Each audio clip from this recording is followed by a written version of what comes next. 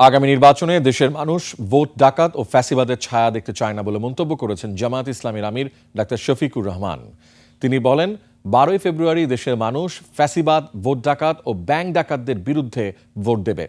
জামাত ক্ষমতায় আসলে নারীদের চলাফেরায় নিরাপত্তা ও নিরাপদ কর্মসংস্থান দেবে বলে আশ্বাস দেন জামাত আমির।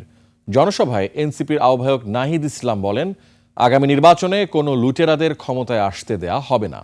হাকিম মাহির রিপোর্ট।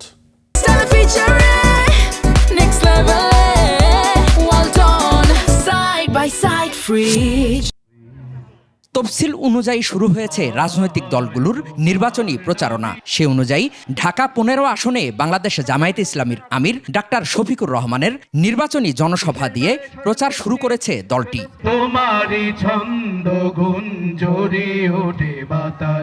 জামায়াতের আমির বলেন, আগামী নির্বাচনে ভোট ডাকাত ও ফ্যাসিবাদের বিরুদ্ধে জবাব দেবে জনগণ। তিনটি নির্বাচনে আপনারা ভোট দিতে পারেন নাই, শুধু তা না, জীবনেও একবার ভোট দিতে পারেন নাই।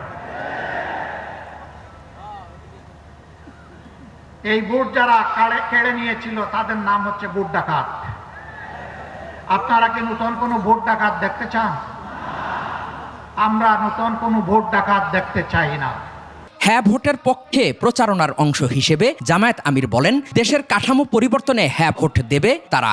জনগণ মুখী আছে, এই জন্য জনগণ গণভোটে হ্যাঁ বলবে ইনশাআল্লাহ। আপনারা কি হ্যাঁ ভোটের পক্ষে লড়াই করে যাবেন? জনসভায় বক্তব্য দেন 10 দলীয় জোটের নেতারা। এনসিপির আহ্বায়ক নাহিদ ইসলাম বলেন, নির্বাচন সুষ্ঠু করতে নির্বাচন কমিশনকে নিরপেক্ষ ভূমিকা পালন করতে হবে। নির্বাচন কমিশনকে স্মরণ করিয়ে দিচ্ছি, আমরা এখনো মুখে বলে যাচ্ছি, আমরা এখনো মাঠে নামি নাই। কারণ আমরা মাঠে নামবো নির্বাচনের জন্য, আমাদেরকে আন্দোলনের দিকে নামতে বাধ্য করবেন না। আগামী নির্বাচনে ফ্যাসিবাদের বিরুদ্ধে জনগণকে সজাগ থাকার আহ্বান জানান নেতারা। ইনসাফের পক্ষে আমরা নতুন বাংলাদেশ গড়ে তুলব। হাকিম মাহি, 21 টেলিভিশন, ঢাকা।